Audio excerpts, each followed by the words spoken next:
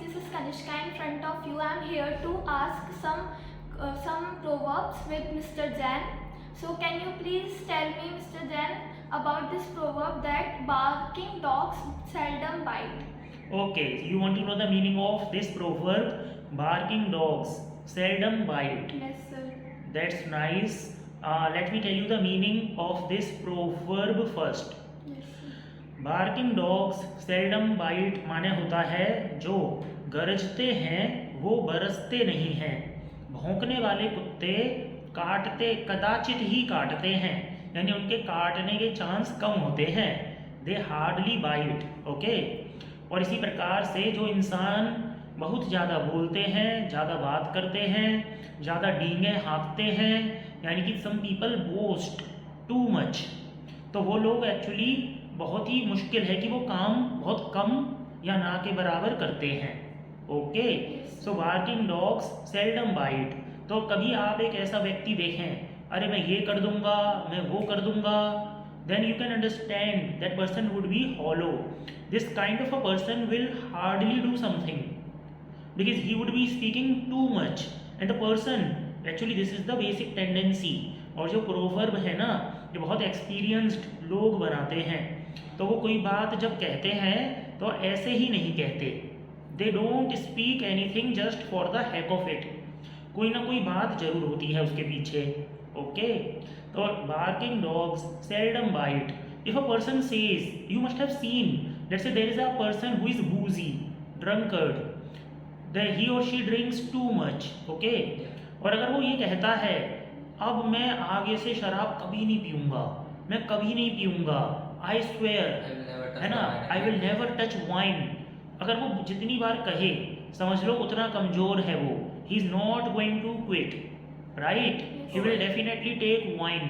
Let's say you want to become an IAS officer और suppose the software engineer, and if you repeatedly say I want to become an engineer, I want to become, I will become an engineer, so it means first of all either you will not be an engineer, or even if you become, because becoming an engineer does not require that much, you know, it requires money, time, right? But matter is that how eligible are you, how strong an engineer of you are, right?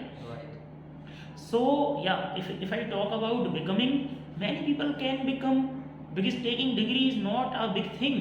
You take admission in the college, get the degree, right?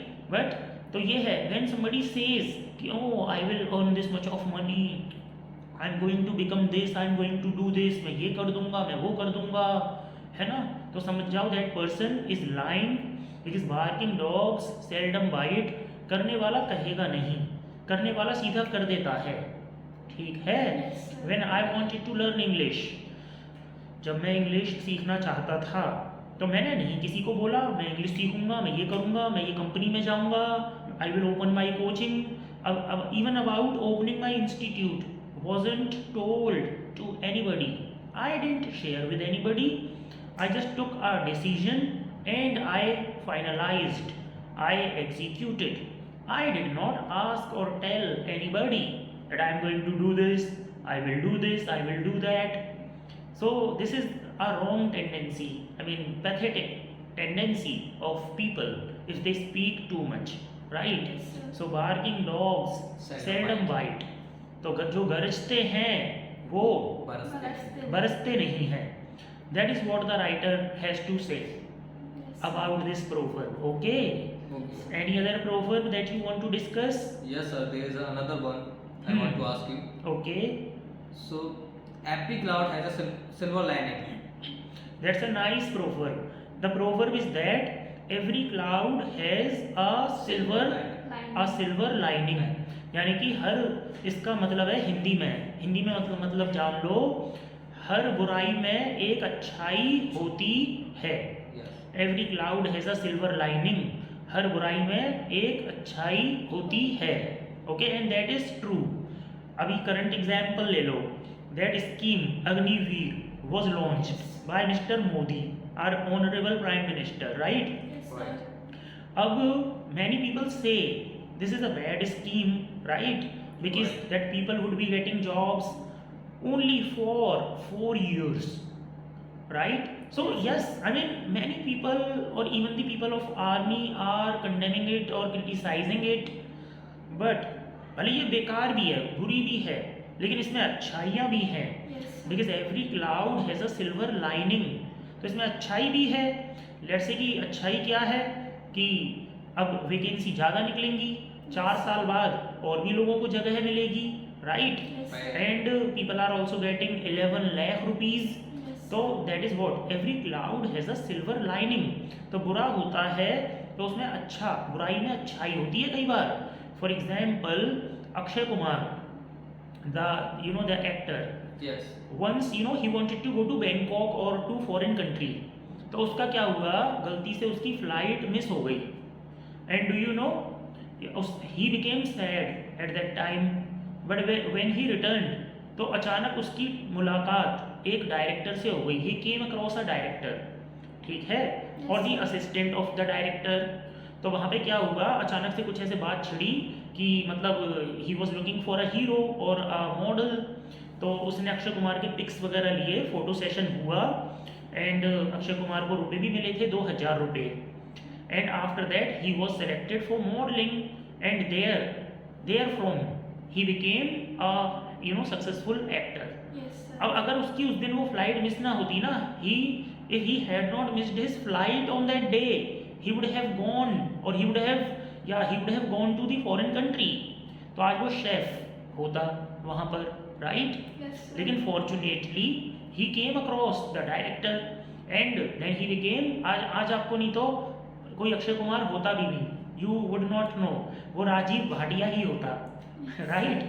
So every cloud has a silver lining. कभी कभी बुरे में अच्छा होता है, ये बात अलग है कि हम देख नहीं पाते। तो because every cloud has a silver lining. कभी कभी बहुत बुरी से बुरी चीज़ों में भी अच्छा आपका छुपा हुआ होता है। Only the difference is that we are not able to see that, we are not able to foresee that. So this is the difference. Every cloud has a silver lining. आज से मेरा ही example ले लो। एक बार मैं जब एक as a labour काम करता था, मजदूर की तरह से, तो मैं I wanted to get a job in a hotel, और एक नॉर्मल सी जॉब थी वो, छोटी सी।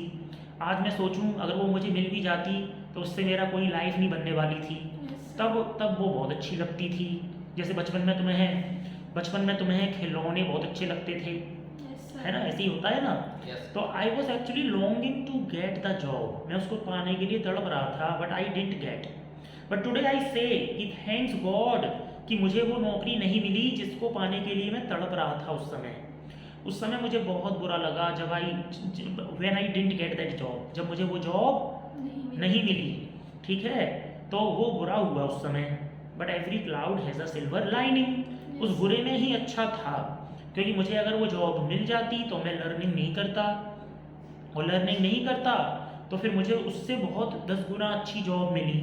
आई got selected in the international industries, multinational companies, and उससे भी अच्छा आज today I am running this English mania, you can see at the back, Yeah. Right? So I am the owner of this institute. अगर मैं उस समय select हो जाता, कुछ चीज़ों के जवाब ज़िंदगी में आपको बाद में मिलते हैं कि वो गलत क्यों हुआ, why did that happen, right? Yes, sir. Yes. Every cloud has a silver lining. और गीता में तो लिखा ही हुआ है कि जो होता है अच्छी नहीं होता। अच्छा, तुम्हें पता है ये? Yes, sir. तुमने have you read Gita, No, sir. No, sir. Bhagavad Gita? But but my इतना mother पता है told तुम्हें, that. Yes, हाँ, Yes, sir. उनके जो मेन डायलॉग्स हैं वो सबको पता है। Yes. Yes. जैसे कर्म करो फल की चिंता मत करो, Yes. है ना, तुम्हारे दिमाग में था ये, राइट? Yes, sir. कर्म करो फल की चिंता मत मत करो। ये बहुत मोटिवेटिंग कोटेशन है गीता की, क्योंकि लोगों को अपने बारे में पता नहीं होता ना। कर्म करो फल की चिंता मत करो, तो अंकित ने उस दिन पूछा कि सर फल के बिना कर्म कैसे होगा? तो कुछ लोग इसका, सम पीपल मिस इंटरप्रेट, गलत मीनिंग निकाल लेते हैं।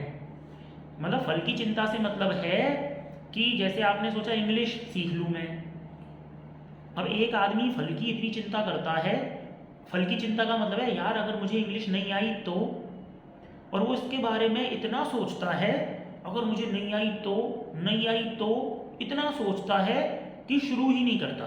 Yes, sir. sir. इतना डरता है कि शुरू ही नहीं करता है। Yes, ठीक है ना?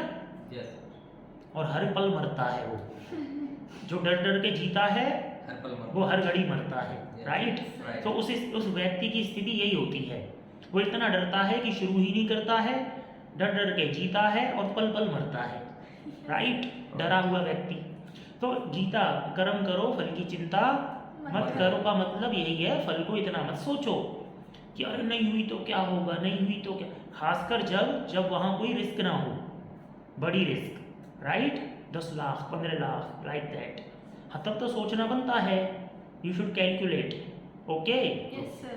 so did you get the answer of the questions? Yes, sir. Fine.